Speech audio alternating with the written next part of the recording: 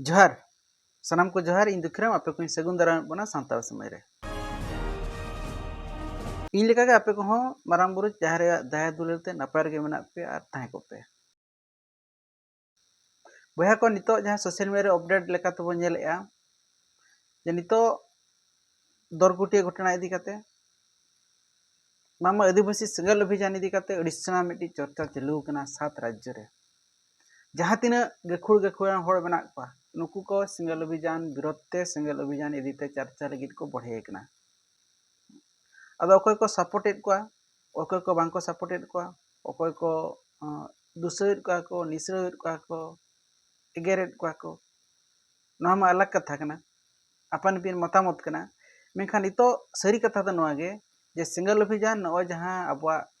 रूढ़ी प्रथा रना जहां डांडम व्यवस्था मेना जे मिड हर को कोंगारी कुटी कना और नवा मा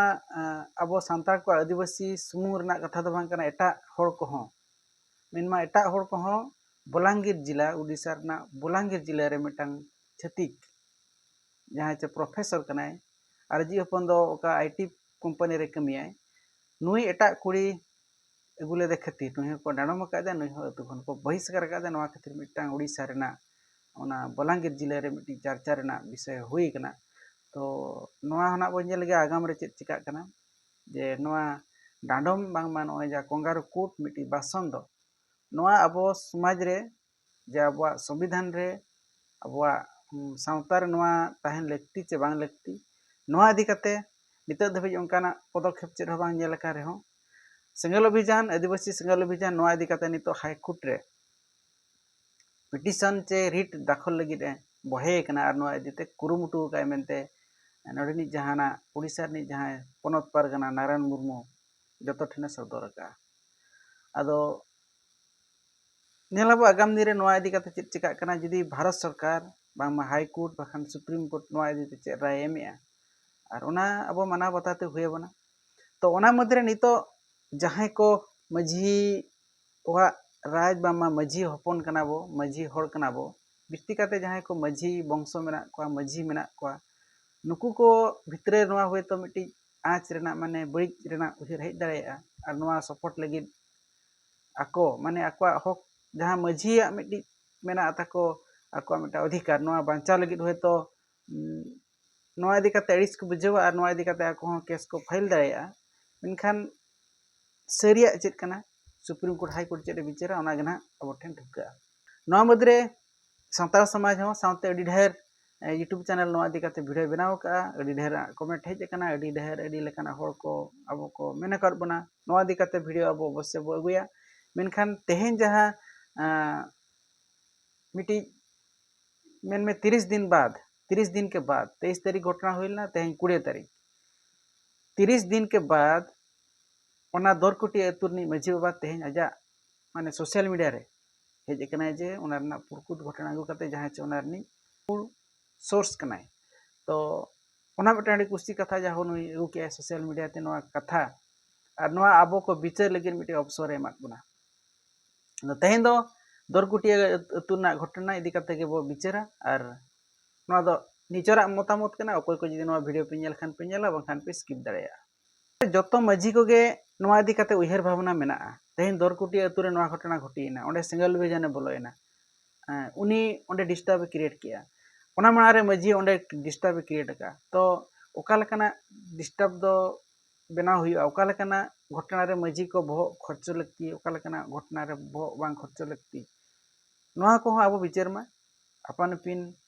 टोठा रे अपन पिन अतु रे अकिलान मझी बाबा मेना बना नवा को इदी काते अब विचार मा अदो दरकुटी अतु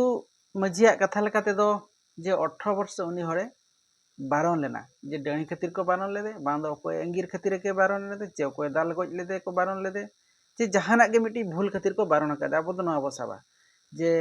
डणी खातिर मेना को डणी खातिर मिड हर मेना अंगीर खातिर ओना दो उना मेटर दो मिड हर को बारण का ओना ना मेटर और जदि बाको बारण लेखान दो ओडे सिंगल अभियान बाय चलाव को चे नय नोना मिटा नयना घटना घटाव कना नोकाना हो बांग होई को तो मेन कथा तो कना बारण का को और बारण का को मेनते नवा आबो हो इन हो चोने दरकुटिया मझी हो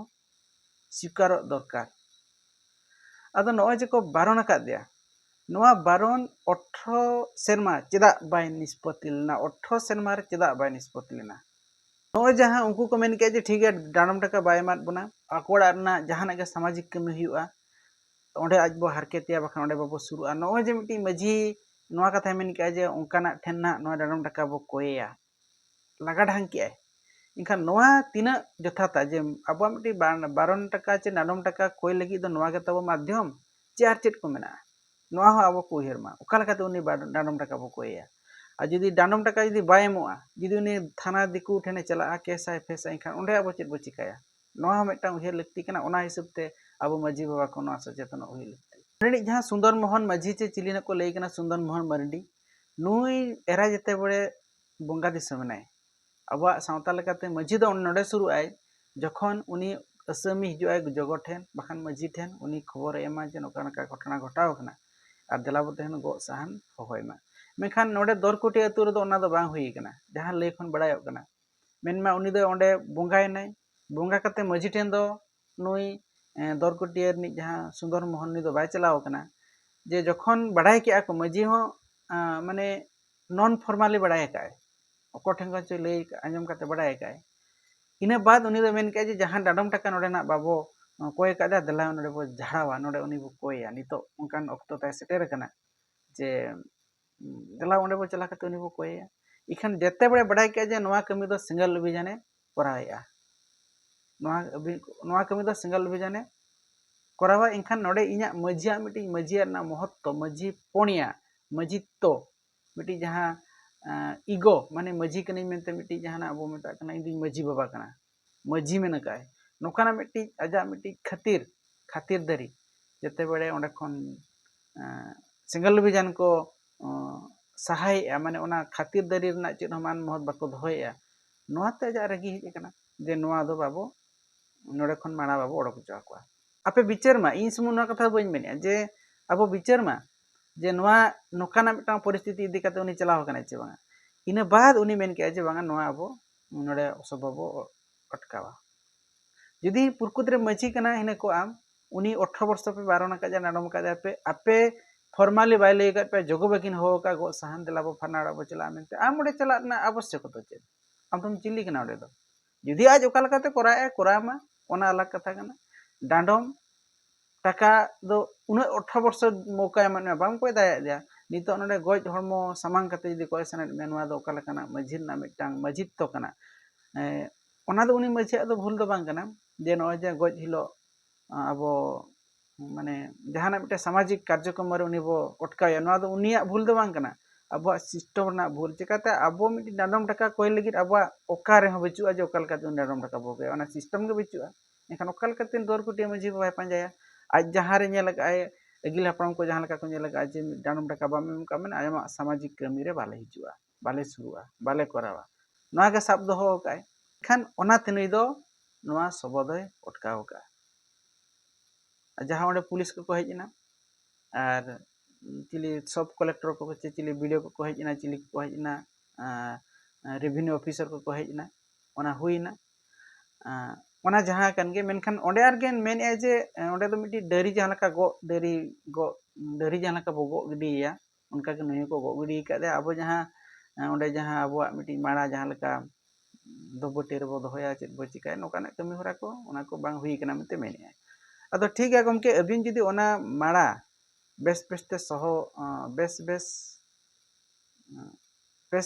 सम्मान तेबिन इदी किया हने को मार घटीते एनखान होतो नोकाना कमी होरा हुई को अबिन नेलबिन ओंडे 30 घंटा हुईन गया 30 घंटा ओंडे हुईना 30 घंटा हुईना उनको जहां को चलाव कना नुकु सिंगल अभियान को चलाव कन जे जहां गे पेड़ा पायना को चलाव कन नुकु उना घच रंगे ते को ताहेना 30 घंटा और पुलिस प्रशासन मेना को दा हिजु कना उनजो मासे होयतो को मेन कर को मा लगन नोआ कमी होरा कोरा मताबो लगे धरा ओका लका पे करवा ओना को एनखान होयतो नोडे को भूल भाल कर के चेत कोना बो मेन दा जतो ओना दो माने अबवा माने कमीटा मांग हुयु लगती होयतो तेहेन ओना परंपरा बाय करा लना मेनते जे नोआ परंपरा दो बाय करा ओना बाना अब परिस्थिति जे ताहे कना ओना इदी कते नोआ काना कमी होरा हुई कना तो ओना माने दो बांग जे सिंगल अभियान ओना को बाय कराया चिकाते सिंगल अभियान दो नोआय करावा जे जहां अब सावता लगे बड़िज आलो हुई कोमा जदि बड़िज हुई को चेत जिनिस होयतो ओना दो बगिया मेनखान जहाँते आबा जहाँ कमीते आबा परंपरा चेत आबा मिट्टी समाज चेत हबा बड़ीजोग कना ओना दो उनी दो कराव गया तो नौकाना परिस्थिति रे तो सिंगल अभियान बाय कराव का और नॉय जे एलिगेशन एम अगू किया जे नौकाना कमी होरा बांग हुइलना नोआ ते आबा मिट्टी परंपरा रपुदोग कना आबा रिचरे रपुदोग कना दो एकाल गे एड़े कथा कना चिकाते 9:30 रात्रि 9:30 तो नोआ कथा कना ताहें ठीक है जुदी नोआ आमाग लेकाते नोआ परंपरा माझी परंपरा सिंगल अभियान को बड़ी जिका अदो माझिया परंपरा हो नोआ हो कना जे मिट्टी अतुरे माणा चाबायन खान माणा बायन खान आजा जहां तेल महान को चेत को नोकाना को कमी हरा नोआ को हुयुआ मेनते मेनखान नितो धबी जहां नोय ना मिट चांदो हुयुक कना 30 दिन हुयुक कार नितो हा आमा अतु 100 सनिज गे मेना अबवा राय लेकाते जे मेटांग अतुरे जुदी ओना को तेल महान को बांग हुई को एनखान उनी नायके दो ओना अतुरे ओड़ा रे दाका बाय जमा चेत को नोकाना तो मेना और बोंगा को को बड़ीजुआ आम जहां नोडे मेना जे नोका लेखान दो कुल बाना को हिजुआ तरुप को हिजुआ अदो नोय जे आपे अतुरे नोय 100 सनिज नितो हा मेना गे अतुरे जे नोआते आपेरिन जहां तिना बोंगा बुरु को मेना को माने आपेरिन दो चेत अबो धरती रिन जहां तिना बोंगा बुरु मेना को नोका यदि 100 सनिज कमी हुयुआ एनखान अबे तो टॉयस तो उनको दो हाना अक्वा पुंगरिया मेला जहां रे अबोरिन सरकपुरी अबोरे बोंगा बुरु को अक्वा जहां गालोज अखड़ा पुंगरिया मेला अदो नोडे हुए तो बोंगा बुरु को चलाव को ओना हो अबो चिंता रना कथा कना मिट चांदो हुइना उनको नित धरिते तेलमा नामा अतुरे बाम कराव काट को आपेरिन बोंगा बुरु को हुए तो को बड़ी चबाइन गया टी माने नॉर्मल जहां लका मटा कमी हुआ नोडे जहां जहां अबवा माने प्रोसीजर पांजाते हुए बना अबवा राजनीति पांजाते हुए बना मिटी इमरजेंसी केस रे हुए तो नोडे तिना गान गड़बड़ अकन गया जे नोआ मेनते तो सिंगल अभियान ओना को बाय कमी कना ओना दो अबवा भूल चिंता धारा सबको बायन तायम पुलिस प्रशासन अते बायन तायम नोआ इदी कते आमा दो ओको सला गलमाराव ना लगती ताहे कना मजी परगना मोहल चे उनको जहां बालेश्वर को गीता दीदी को मुगु को उनको सला चे जहां को नोआ को तराव ताहे सिंगल अभियान उनको सला गलमाराव ताहे कना अदो आम दो आमा लेकातेम कमी का जदी इन लेकाते दो हिना को इन कमी किया जेहेतु सिंगल अभियान ओंडे हेज कना जांगे दाराम कना सिंगल अभियान नोआ कमी तराव काए अदो सिंगल अभियान नि जहां जिला सभापति ताहे को बांखान दो स्टेट सभापति ताहे को बांखान दो सरखान मुर्मू जहां नोरी अगुआन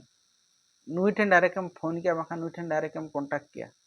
बांखान नुई ठेन मिटी एप्लीकेशन में एम किया जे दरकुटी अतुरे नोका नोका अब नोआ इदी कते दलाबो गालमारावा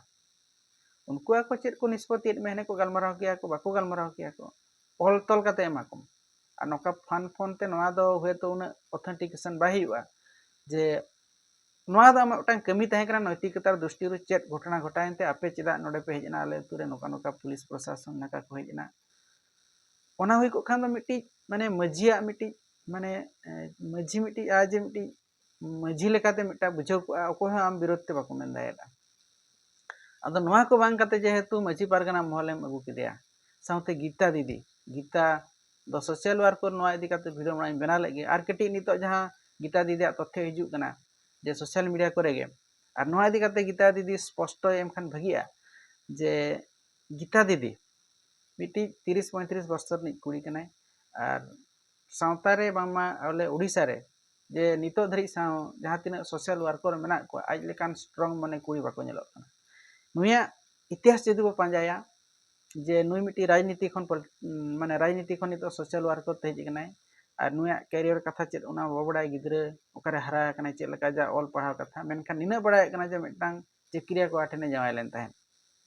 और नुई मिट्टी कुड़ी गिद्रे माने 5-6 वर्ष नि और उनको को बगी कते माने उनकिन अजी जावाय बगी कते गिद्रे बगी कते आजा जावाय ओड़ा बगी कते आजा जनाम ओड़ा बगी कते नितो सोशल वर्कर ते हेज कनाय सोसाइटी रे हर को सेवा लगी हेज कना जेले कना वो मेडिकल ले ओको को रेप केस रे ओको को हराम बुढ़ी को नुकु को सेवा जतन रे अड़ी मोने एमका मेनखान नोआ पछले रे कारण चेत आज जावाय जहां चक्री जावाय कनाय नुई एकलाय बाकी टो का दिया ओंडे नि मिटी 5-6 वर्ष नि गिद्रे उनी आयवा सेनहो दुलेर माया ममता बांग कते बाय नामिया ओंडे खने वंचित कना उनको को बगी कते चेदा मिटी भाड़ा ओड़ा रे तहन कनाय सावते आजा जनाम ओड़ा रे हराम आयो बुढ़ी मेना किना आजा जमाय ओड़ा रे हन्हार आयो बा मेना किना नुकु को बांग देवा सेवा कते चेदा नुई मिटी भाड़ा ओड़ा रे तहन कनाय खबर बड़ाय कना जे जहां ᱚᱲᱟᱜ ᱠᱚᱨᱮ ᱵᱷᱟᱲᱟᱭ ᱛᱟᱦᱮᱱ ᱠᱟᱱᱟ ᱚᱸᱰᱮ ᱠᱷᱚᱱ ᱦᱚᱸ ᱢᱟᱹᱞᱤᱠ ᱠᱚ ᱥᱟᱞᱟᱜ ᱵᱟᱝᱠᱷᱟᱱ ᱟᱨ ᱪᱮᱫ ᱠᱚ ᱥᱟᱞᱟᱜ ᱚᱱᱠᱟ ᱠᱷᱟᱹᱯᱟᱹᱨᱤᱭᱟᱹ ᱠᱟᱛᱮ ᱢᱟᱱᱮ ᱢᱤᱫᱴᱤᱡ ᱡᱟᱡᱟᱵᱚᱨᱚ ᱞᱮᱠᱟ ᱵᱷᱟᱲᱟ ᱚᱲᱟᱜ ᱮ ᱥᱟᱦᱟ ᱤᱫᱤᱭᱮᱫᱼᱟ ᱱᱚᱣᱟ ᱦᱚᱸ ᱢᱤᱫᱴᱤᱡ ᱥᱳᱥᱟᱞ ᱢᱤᱰᱤᱭᱟ ᱨᱮ ᱦᱤᱡᱩᱜ ᱠᱟᱱᱟ ᱥᱟᱶᱛᱮ ᱡᱟᱦᱟᱸ ᱨᱮ ᱛᱟᱦᱮᱱ ᱠᱟᱱᱟᱭ ᱱᱚᱰᱮ ᱠᱚᱦᱚᱸ ᱟᱞᱟᱜ ᱟᱞᱟᱜ ᱨᱤᱱ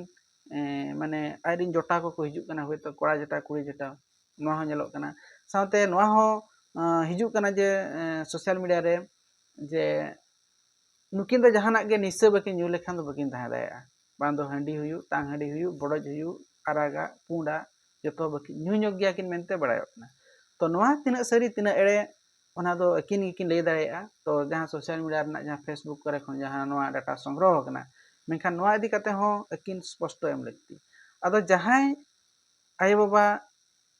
बगी कते हिजु कनाय जहां जावाय ओड़ा गेजा जाते सरक समान कना जी मिटी बालक मेना गिद्रे मेना उनी बांग बगी कते चेदा एटा हर को हाड़ाम बुढ़ी को जहां रेप केस को नुकु को और नय जहां दरकुटिया करेना घटना करे नुई इनवॉल्व कना नोआ मिटांग अडी विचारन कथा कना तो ना दो आजा पर्सनल कथा कना अकोय ओकारे हिजुआ बाय हिजुआ ओना मिटांग कथा कना दो जहां को नुई इदीते आसरा बो दोहयेआ अब नोआ हो उयहर लगती जे नो नोकान होड़ अब चेदा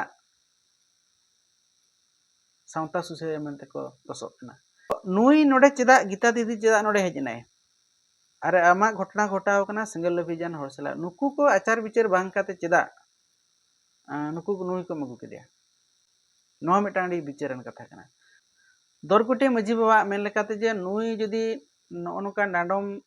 खातिर जदी मिटांग परिवार इnya अतु खने सहाक कना इनखान इन दो ओका लेकाते नुआ अतु हर दोइन दोहो दाड़े को सांटाव इन दोहो दाड़े को आदो नोआ मिटा अडी मजी रना मिटा अडी महानता उयहर कना जे आबोरिन हर दो जतो नपाय रेगे बो दोहो कोआ मेनमा इन्हिरी पर्जा दो इन जतो हर नपाय रेगे दोहो कोआ आदो नोआ जदी आमा सरी गे उयहर कना इनखान नोय जे आपे 7000 पे नाम केदा 7 परे पे 25000 केदा आपे लई लेकाते जे हुए तो उनी जहां पीड़ित परिवार सेट खन को तिना एमो राजी कना 100 टका 200 टका 500 टका 1000 टका 2-3000 नोआ हो जदी आपे पे ग्रहण किया जे ठीक गया आमले नाडम कित में बचो ताम पैसे बखान टेका नोकाना भूल आलम भूला आम जहां के डाडम टका एमालेम आले नोआ रे राजी मेना दे यदि नोकाना कथा इन को आपे पे अगु के इनखान दो मिटी महान मजी ताम देखाव कोआ जे बांगा प्रजा माने प्रजा हितैषी मजी कना अदो आम जहां मेन के 25000 बखान दो 50000 नोकाना दो जे आमरिन प्रजा को आमा उमुर ले को तहेना मेनते गारंटी काते बा मेनदा नोका को सहा गया हानते नाते गया को और हानते नाते बाय हानते नाते को खान रे सिंगल अभियान ना प्रश्न के बा हेज को और के नोआ हो बड़ायो कना होयतो तिना सरी तिना एड़े जे आमा अतुरे आरगे 10-20 टी परिवार को ख्रिस्टियान कना एखा नुकु दो कल कातेम सहा चोकित को नुकु प्रति दो दया दुले चेदा बांग हिजु कना नुई जहां सुंदर मोहना प्रति के चेदा हिजु कना जे नुई दो सिंगल अभियान नोडे मेसायना मेनते एखन दो आम दो सिंगल अभियान एम रगिय कना बुझेव कना नकु चिकाते कुड़े परिवार आम ठेंगन को सहा कना नोआ हो आम स्पष्ट लगती कना और जदि आम डांडम छाना केत मिया और डांडम लेनखान दो होय तो नितो शिक्षित जुग कना अडी ढेर ओलो पढ़ा हो अडी ढेर अतु सर मेना को जे आम डांडम तेगे मिर होडम जरी गदे जे डांडम गे मिटा शासन रेना लगाम कना उनी अबो अतु रे अनुशासन काते ताहेन लगित मिटी डांडम गे मिटी लगाम कना नोआ चिंता धारा हो भूल कना चिकाते नितो गोटा थाना फंडी को मेना चेट को मेना माने नितो ओलो पढ़ा अडी संगे को हुई ताहेना मिटी जदि उनी के एसपी तना नोकाना घटना घटाव को बखान दो आईएएस तना ओड़ा नोका घटना घटा को उनी मा मजी ठन बांग चला कते निहाती केस आए इनखान नोआ क्षेत्र रे अबवा टेकाव दाराम लगित माने केस को टेकाव दाराम लगित अब ठेन चेत ओंका तबो मेना अब सिस्टम रे जहां चे उना केस हो अब बाको इदी दाया बना तो नोकाना कमी हरा को नेल दाया जहां पर आम जदिम डांडोमिया केस आमा को चिका आमा को नोडे आमा अतु रेना आमा परिवार रेना हो अडी ढेर क्षति चिकाते मजी लेकाते आम चेत हो बाम ᱧᱟᱢᱮᱟ अकोय ठेन खन इनखान नोआ कथा दो आम ओका लेकातेम ओडेम तोपागा ओका लेकाते उनी हर नापायरम दोहयया ओका लेकाते आपे तुरे मिटी बासंद रेना कमी हरा बाम अगुया ओना दो आमा व्यक्तिगत व्यापार कना तो आर जदि नोआ जदि आमे मेना जे इन दिन मजी कना इन दिन नोका के इन दिन नाका गया इन दो नुना पावर तीन आर आम दिन बासन मेया आम दो उठे में नोकाना जदि मेन के खान ओकाना आमा मेंटली प्रेसर हिजु आम चितान रे जहां लेका नितो मेना जे नोडे सिंगल अभियाने बोलोन खान जे नो नोकाना कमी हरा नितो हाय गोटा भाइराल खान आले अतु रे कुड़ी को बाले बाको जमायवा चे आले को एटा अतु खन कोड़ा को बाले बाको अगु को नो जे नोकाना मिटा क्वेश्चन हिजु कना नो दो आम मांग रे उहेर कथा जे नुई बारोने कना जे नुई डाणोमे कना नोआ रेना परिणाम चेद हिजुआ नोआ रेना फलाफल चेद हिजुआ और जे आम नितो नोन उनी बारन कते ओना माड़ा 30 घंटा जबत के तायम जे आमा अतु खन आपे अतु इदी कते भाइराल ना जे नितो आम गारंटी बाम मेन दाय जे आले अतु खन कुड़ी को जायो मा जे आले अतु एटा अतु कुड़ी आले अतु रे को जमाय को मा नोकाना हो गारंटी बाम मेन दाय नोआ दो मिटान व्यक्तिगत कथा कना जे आमा भाइराल ना मेनते बाको जाय चे बाको ओना बांगा चे सिंगल अभियाने चलाव कना मेनते ओडे आपे अतु कुड़ी कोड़ा बाको जाय नोआ हो चिंता धारा दो भूल आदो नोय मिटी हिनो लेकाना चिंता धारा नोआ मिटा अबो माइंड खन साहले किना दो जतो 9:30 परे आजा माणा तापे बाइकिया माने ओंडे तेलमान बांग हुई लेना भांडन को बाय हुई कान गया नोआ दो आपेया कथा कना नाराना कथा कना माने सिंगल अभियान कथा कना मेनखान ओंडे सिंगल नारान जते बे हेजना उनी पे माना केदा ठीक गया मेनखान ओंडे दो कुड़ी दो काले कते पे मेसा केद को आपेया कथा कना नारान मा आपेया कथा अंजमित गया हो ठीक गया बाले हिजुआ आले बाले चिका मेनखान ओंडे कुड़ी दो ओका कथा पे गुकेद को कुड़ी बुहिन नोडे ओका लेका पे मेसा केद को नोआ अबिन स्पष्ट एम में और जदि नोआ जदि पे मेसा खान बड़ाय कना जे नारान अटकाव लगिद दो आपेया पावर दो बचुआ मेनमा कोड़ा पावर दो बचुआ मिटी अपोजिट मिटी कुड़िया इमोशन पे गुइया मिटी कुड़ी बुहिन को नोडे पे यूज केद को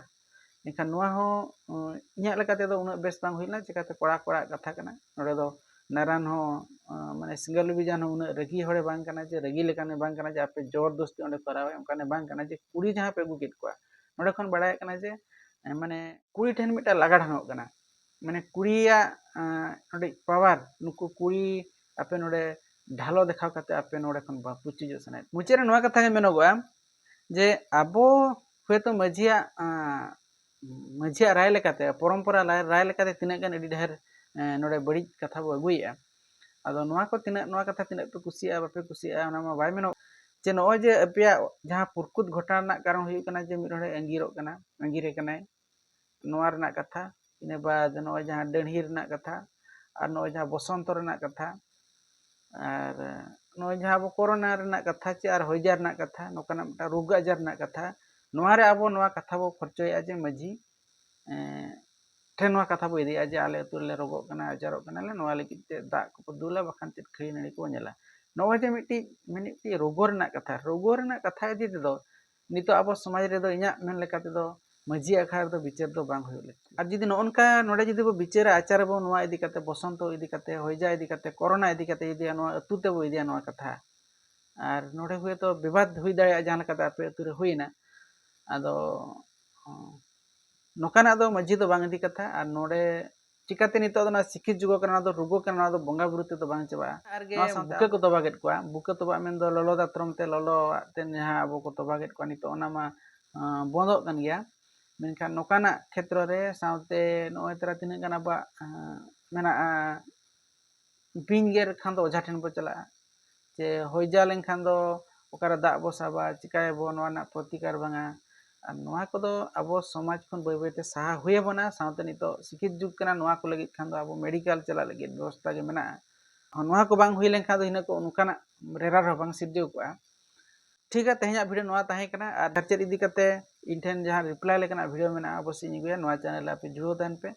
नोआ ओका लेका नोआ आलोचना पे बुझाव किया मा ताले तेहन दो निना गे सनम को जोहार।